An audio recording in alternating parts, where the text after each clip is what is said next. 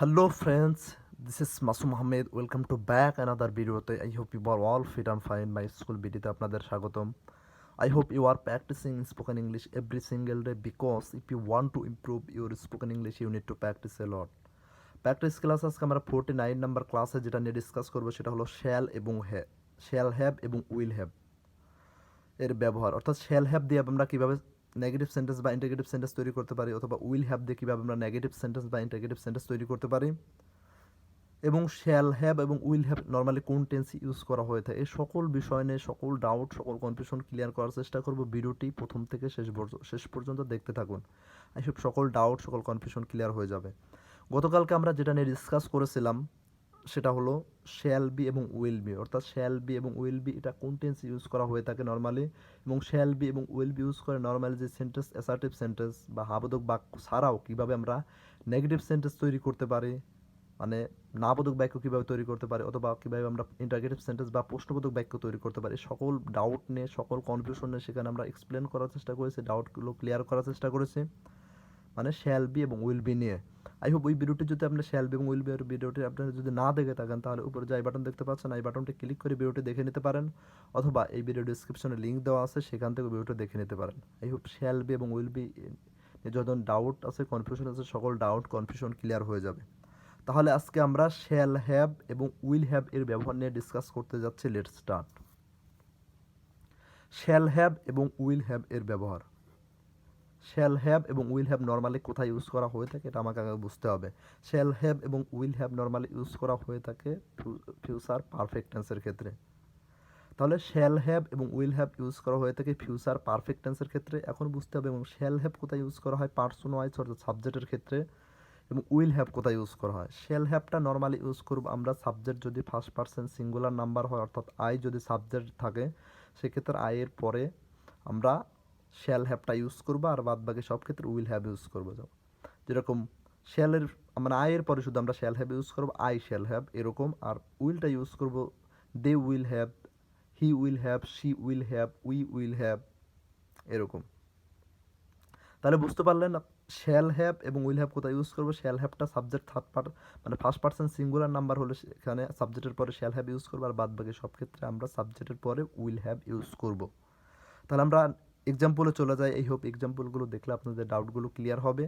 আমি যে এক্সাম্পলগুলো দিয়ে আমি সামথিং এক্সাম্পল দিয়ে সেটা ডিসকাস করার চেষ্টা করি, কনসেপ্টটা ক্লিয়ার করার চেষ্টা করি। আই হোপ আমি যে এক্সাম্পলগুলো দিই এর পাশাপাশি আপনাদের ডেইলি লাইফে যে বিভিন্ন ঘটনা ঘটে থাকে সেখান থেকে কিন্তু আপনাদের এক্সাম্পল নিয়ে সেগুলো ক্রিয়েট করা উচিত, নোট ডাউন করা উচিত, প্রয়োজনে সেটা রেগুলার প্র্যাকটিস করা উচিত। এতে করে কিন্তু আপনাদের ইংলিশের ইমপ্রুভমেন্টটা হওয়া আরও একটু ইজি হয়ে যাবে। তাহলে প্রথমে আমরা এক্সাম্পলে যাচ্ছি। প্রথমে যে এক্সাম্পলটা আছে সেটা হলো প্রোগ্রামটি 8টার মধ্যে শেষ হয়ে থাকবে। এটা ফিউচার পারফেক্ট টেন্সের ক্ষেত্রে আমরা এক্সাম্পল দিচ্ছি। প্রোগ্রামটি 8টার মধ্যে শেষ হয়ে থাকবে, এটা ফিউচার পারফেক্ট টেন্সে আছে। প্রোগ্রামটি 8টার মধ্যে শেষ হয়ে থাকবে, তাহলে এটা ইংলিশ কী হবে? The programme will have ended by 8 o'clock। The programme এখানে সাবজেক্ট, তারপরে সাবজেক্টের পরে উইল হ্যাভ বসছে এখানে, মানে হেল্পিং ভার্ব বা অক্সিলারি ভার্ব হিসাবে, তারপরে ভার্বের ভিতরে অর্থাৎ ভার্বের পাস্ট পার্টিসিপল ফর্ম ইন্ড এর মানে ইড যুক্ত হয়েছে ইন্ডেড বাই 8 o'clock। তারপর প্রোগ্রামটি 8টার মধ্যে শেষ হয়ে থাকবে। এই সেন্টেন্সটাকে যদি আমি মানে নেগেটিভ সেন্টেন্স বা নাবোধক বাক্য তৈরি করতে চাই আমরা কীভাবে বলতে পারি? তখন কিন্তু জাস্ট আমরা উইল এবং হ্যাভের মাঝখানে নট বসিয়ে দেবো, তাহলে সেটা নেগেটিভ সেন্টেন্স হয়ে যাবে। The programme will not have ended by 8 o'clock, মানে প্রোগ্রামটি 8টার মধ্যে শেষ হয়ে থাকবে না। তাহলে এটা ইংলিশ হবে the programme will not have ended by 8 o'clock। যদি প্রশ্ন করি প্রোগ্রাম কি 8টার মধ্যে শেষ হয়ে থাকবে, প্রোগ্রামটি কি 8টার মধ্যে শেষ হয়ে থাকবে, তাহলে কীভাবে বলবো? Will the programme have ended by 8 o'clock। Will the programme have ended by 8 o'clock, প্রোগ্রামটি কি 8টার মধ্যে শেষ হয়ে থাকবে না? প্রশ্ন করলাম আমরা, কিন্তু দ্য প্রোগ্রাম সাবজেক্ট ছিল, সাবজেক্টের শুরুতে জাস্ট আমরা উইলটা বসিয়ে দিলাম, তাড়াতাড়ি কিন্তু সেটা মানে ইন্টারগেটিভ সেন্টেন্স বা প্রশ্নবোধক বাক্য হয়ে গেল। নেক্সট যে এক্সাম্পলটা আছে, আমি পরবর্তী সপ্তাহের মধ্যে কাজটি করে থাকব। আমি পরবর্তী সপ্তাহের মধ্যে কাজটি করে থাকিব। তাহলে এটার ইংলিশ কীভাবে ট্রান্সলেট হবে? এটার convert I shall have done the work in next week. আমি পরবর্তী সপ্তাহের মধ্যে কাজটি করতে থাকবো, I shall have done the work in next week. যদি প্রথমত সাবজেক্ট আই বসছে, শ্যাল হ্যাভ বসছে, ডান বি মানে ভার্বের V3 ভার্বের পাস্ট পার্টিসিপাল ফর্ম বসছে, তাহলে the work in next week, আমি পরবর্তী সপ্তাহের মধ্যে কাজটি করে থাকিব, I shall have done the work in next week. যদি আমি এটাকে নেগেটিভ করি, আমি পরবর্তী সপ্তাহের মধ্যে কাজটি করে থাকিব না, হয়তো খারাপ করা পসিবল হবে না, তাহলে আমি বলতেছি আমি পরবর্তী সপ্তাহের মধ্যে কাজটি করে থাকিব না। নেগেটিভ কথা আসতেছে এখানে কিন্তু নাবোধক বাক্য, সেক্ষেত্রে I shall not have done the work in next week. I shall not have, এখানে কিন্তু শ্যাল এবং হ্যাভের মাঝখানে নট বসিয়ে দিয়েছি, I shall not have done the work in next week, মানে আমি পরবর্তী সপ্তাহের মধ্যে কাজটি করে থাকিব না। যদি প্রশ্ন করি, আমি ইন্টারগেটিভ সেন্টেন্স তৈরি করতে চাই, আমি পরবর্তী সপ্তাহের মধ্যে কাজটি করে থাকিব, আমি বলতেছি আমি কি পরবর্তী সপ্তাহের মধ্যে কাজটি করে থাকিব, প্রশ্ন করতেছি আমি কি পরবর্তী সপ্তাহের মধ্যে কাজটি করে থাকিব। Shall I have done the work in next week, shall I have done the work in next week, আমি কি পরবর্তী সপ্তাহের মধ্যে কাজটি করে থাকিব। এখানে কিন্তু আমি কি পরবর্তী সপ্তাহের মধ্যে কাজটি করে থাকিব, এই প্রশ্ন করার জন্য জাস্ট আমরা শ্যালটা সামনে বসিয়ে দিয়েছি, shall I have done the work in next week. তারপর যে এক্সাম্পলটা আছে, ট্রেনটি ছাড়ার পূর্বে আমরা পৌঁছে থাকিব। ফিউচার পারফেক্ট টেন্সের ক্ষেত্রে কিন্তু আসলে দুইটা ক্ষেত্রে ফিউচার পারফেক্ট টেন্স হয়ে থাকে, একটা হচ্ছে ভবিষ্যতে নির্দিষ্ট একটা সময়ের উল্লেখ থাকবে, তার পাশাপাশি প্লাস যেটা হবে সেটা হচ্ছে দুটা কাজ ঘটে থাকবে, ওই দুটো কাজের মধ্যে যেটা আগে ঘটবে সেটা হচ্ছে ফিউচার পারফেক্ট, যেটা পরে ঘটবে সেটা সিম্পল ফিউচার টেন্স।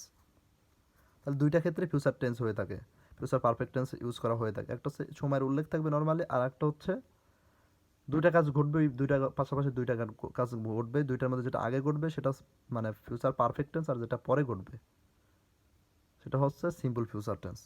তাহলে এক্সাম্পলটি দেখে নেই, ট্রেনটি ছাড়ার পূর্বে আমরা পৌঁছে থাকিব, এখানে কিন্তু আমরা পৌঁছে থাকিব এটা আগে ঘটবে, আর ট্রেনটি ছাড়ার পূর্বে ছাড়াটা হচ্ছে পরে ঘটবে, যেহেতু আমরা পৌঁছে থাকবে এটা আগে ঘটবে, এটা হবে মানে future perfect tense. We will have reached before the train will leave, এখানে কিন্তু পূর্বের জন্য কথাটার জন্য এখানে ইউজ করা হয়েছে বিফোর, তাহলে আমরা পৌঁছে থাকিব, we will have reached, we will have reached আমরা পৌঁছে থাকিব before the train will leave, মানে ট্রেনটি ছাড়ার পূর্বে। যদি আমি এটাকে বলি আমরা পৌঁছে থাকিব না, মানে ট্রেনটি ছাড়ার পূর্বে আমরা পৌঁছে থাকিব না, নেগেটিভ সেন্টেন্স তৈরি করতে চাই, তাহলে কিন্তু উই উইল নট, উইল হ্যাভের মাঝখানে জাস্ট নট বসিয়ে দিচ্ছি, we will not have reached before the train will leave. আমরা ট্রেনটি ছাড়ার পূর্বে আমরা পৌঁছে থাকিব না, তাহলে we will not have reached before the train will leave, just খালি আমরা এখানে বসিয়ে দিয়েছি নট, উইল এবং হ্যাভের মাঝখানে। যদি বলি আমরা ট্রেনটি ছাড়ার পূর্বে আমরা কি পৌঁছে থাকিব, প্রশ্ন করতেছি ট্রেনটি ছাড়ার পূর্বে আমরা কি পৌঁছে থাকিব, তাহলে কীভাবে বলবো, will we have reached before the train will leave, will we have reached before the train will leave, মানে আমরা ট্রেনটি ছাড়ার পূর্বে আমরা কি পৌঁছে থাকিব, জাস্ট উইলটা সামনে বসিয়ে দিয়েছি উই এর সামনে প্রশ্ন করার জন্য, তাহলে কিন্তু সেটা ইন্টারগেটিভ সেন্টেন্স হয়ে গেল। তারপর নেক্সট যে এক্সাম্পলটা আছে, আমরা আসার পরে আম্মু বিরিয়ানি রান্না করিবে, আমরা আসার পরে আম্মু বিরিয়ানি রান্না করিবে, তাহলে my mom will cook biryani after we will have come. এখন কিন্তু পরে কথাটা যখন আসছে, পরে কথাটা আসলে অর্থাৎ আফটারের ক্ষেত্রে পরে আমরা আফটারের পরে ফিউচার পারফেক্ট টেন্সের সেন্টেন্সটা গঠন করব, আর তার আগে দেব সিম্পল ফিউচার টেন্স। আর আফটার কথাটা আসলে কিন্তু এর পরে আমরা ফিউচার পারফেক্ট টেন্স দেবো, আর যদি বিফোর কথাটা আসে এটার পূর্বে আমরা ফিউচার পারফেক্ট টেন্স দেবো। এখানে কিন্তু আফটার এর পরে ফিউচার পারফেক্ট টেন্স হয়েছে, আর এখানে বিফোরের পূর্বে ফিউচার পারফেক্ট টেন্স হয়েছে। এটাকে যদি আমি নেগেটিভ করতে চাই সেক্ষেত্রে কিন্তু আমরা my mom will cook biryani after we will not have come, এখানে কিন্তু এই যে উইল হ্যাভের মাঝখানে জাস্ট আমরা নট বসিয়ে দিয়েছি। যদি এটাকে আমরা ইন্টারগেটিভ করতে চাই, আমরা আসার পূর্বে কি আম্মু বিরিয়ানি রান্না করে থাকবে, মানে প্রশ্ন করলাম, তখন ক্ষেত্রে my mom will cook biryani after will we have come, will we have come, মানে এখানে উইলটা শুধু সামনে বসিয়ে দিয়েছি উইল উই হ্যাভ কাম, তাহলে আমরা আসার পরে আম্মু বিরিয়ানি রান্না করে থাকিবে প্রশ্ন করলাম, my mom will cook biryani after will we have come.